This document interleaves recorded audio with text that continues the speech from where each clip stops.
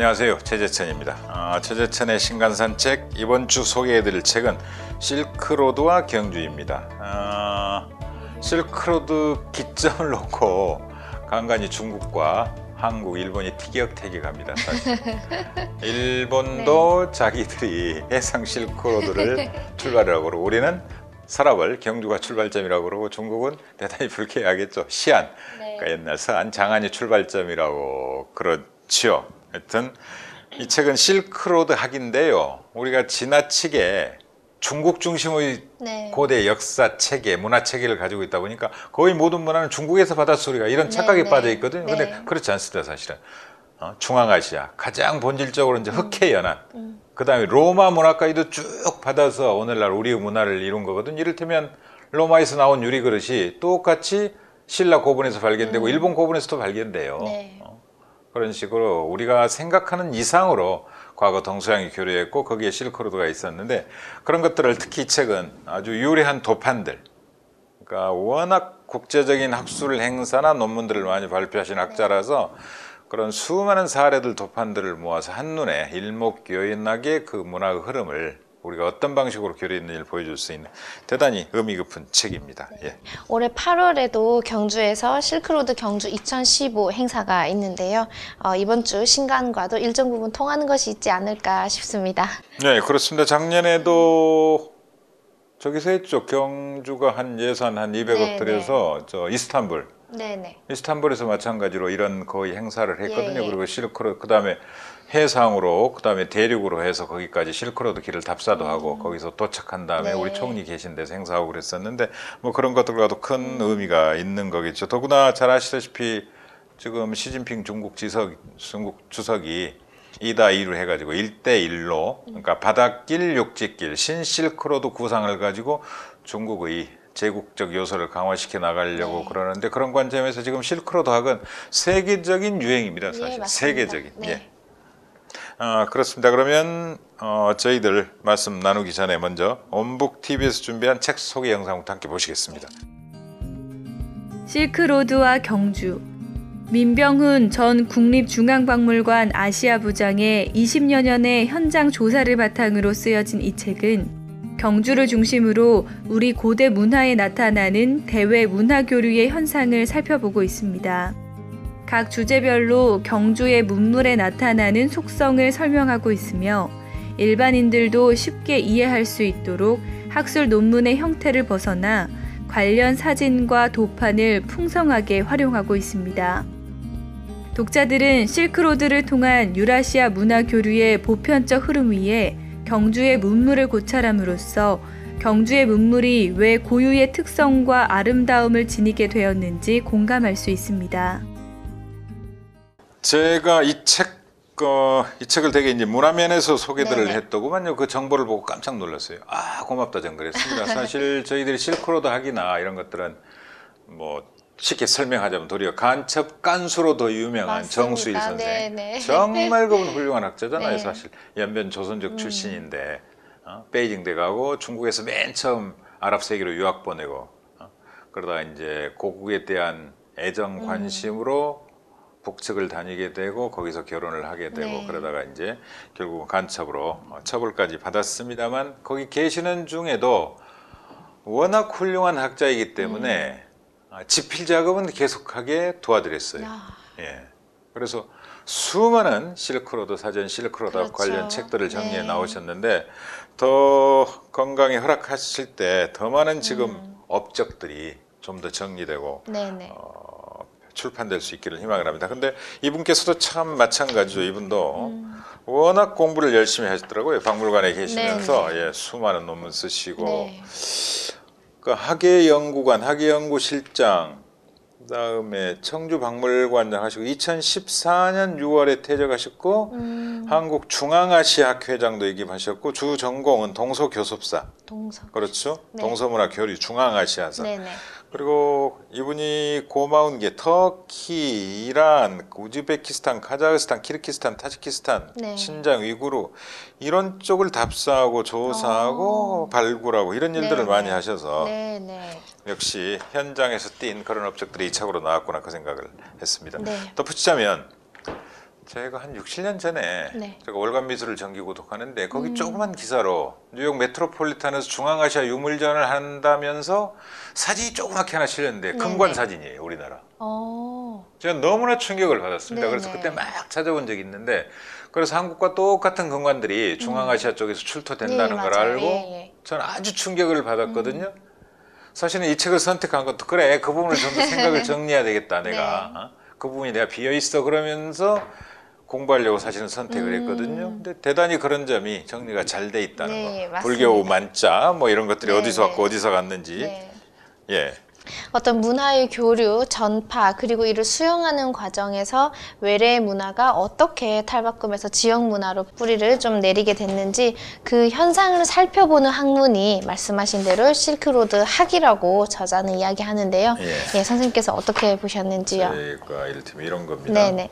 폴로 옷 많이 입잖아요. 그렇죠? 폴로 게임. 네네. 고려사 기록에 의하면요. 격구나 타구로 알려진 폴로 게임이 고려시대 때 젊은 무관이나 부유한 상류층의 젊은 자제들이 무해를 입히는 방법의 하나로 행했다. 일부 아녀자들까지도 했다. 근데 재밌는 게요. 네네. 통일신라 때 이미 월지 거기에서 목재 폴로 공이 출토가 돼요. 그리고 중국은 이미 폴로를 즐기고 있는 모습의 채색 도자기들, 그다음에 벽화들, 그다음에 인물들, 네. 용들, 그다음에 일본 박물관에 천리 참고관에 있습니다만 당나라 시대 건데 폴로를 하는 여인. 그래서 이미 실크로드를 통해서 중국, 당나라를 거쳐서 수입된 폴로 게임이 고려 시대에 이르기까지 널리 유행하고 있었다. 예. 이게 동서 문물 교류를 보여주는 게임이 네. 벌써 왔다 갔다 했으니까요. 네네. 더 말할 나위가 없고요. 그 다음에 덧붙이자면 당나라 의정이 쓴 대당서역 구법고승전, 그러니까 대당나라에서 네네. 서역으로 부처님의 말씀을 구하러 간 고승전, 대당서역 네네. 구법고승전이라는 책이 있는데 여기엔 사막, 타클라막한 사막을 건너서 인도로 불법을 구하러 간 신라 스님들의 이름이 열거돼 네네. 있어요. 우리는 누구죠? 해초 스님. 해초. 그렇죠? 네네. 해초 네. 스님만 알잖아요. 왕호 천축국전 왕. 그렇죠. 네네. 오 천축국.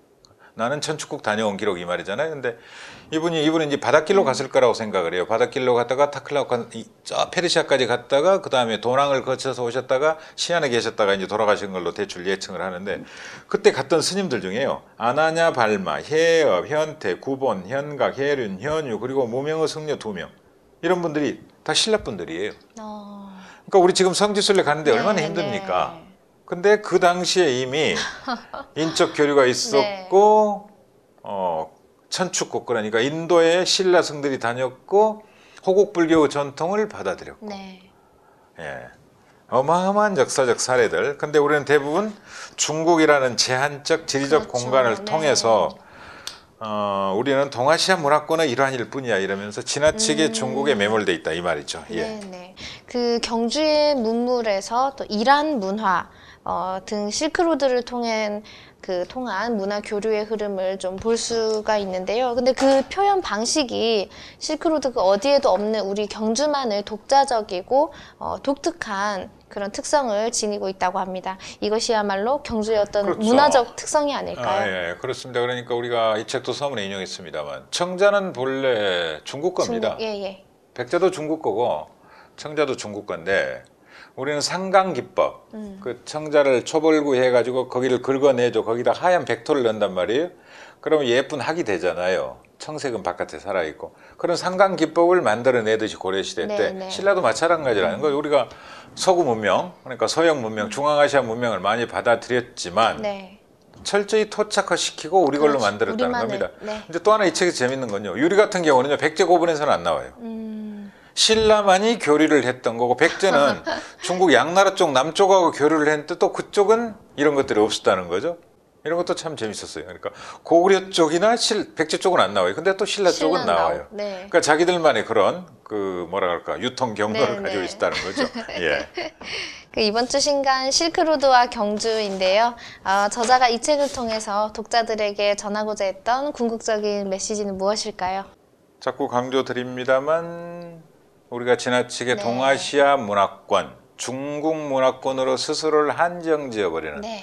그때 이미 저 아시아, 유라시아 대륙의 동쪽 끝 서랍을 신라가 네네. 로마까지 문물을 그렇죠. 교류하고 그 네. 문물들이 고분해서 나오고 그쪽 선진 문물들을 받아들여서 우리만의 독창적인 문화를 창조해냈고 네. 우리는 모르는 사이 그렇게 연결돼 네, 있었고 우리는 네. 실크로드 문화의 거대한 한 축이었다 네, 이거죠. 예. 제가 이번 주 신간에서 마음에 와닿은 대목 한 군데씩을 낭독해드리겠습니다. 저도 그 한 대목이 아니고요. 126쪽을 보시면 호인상 부분이 나오는데요. 예.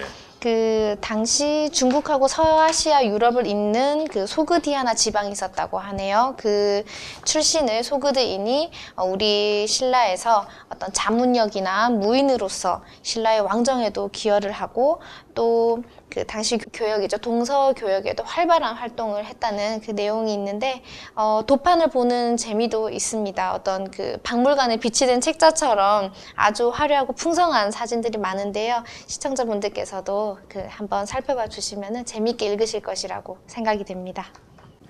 예, 마지막으로 네네. 이런 예를 하나 들어보죠. 이 책에 나와 있는 말인데 그리스 로마 신화에 페가수스 전설이 있거든요. 네네. 우리 이제 천마도 있잖아요. 천마 총도 네네. 있고 그 페가수스가 실크로드를 통해서 동방까지 와서 천마의 도상으로 자리를 잡았다라는 겁니다. 아, 예, 놀랍잖아요. 페가수스. 그리고 우리는 늘 네네. 근관 이 출자 문양, 그다음에 네네. 사슴뿔 문양 양쪽에 네네. 있잖아요. 이런 것들이 우리만의 전통이기도 하지만 사실은 중앙아시아 쪽 예?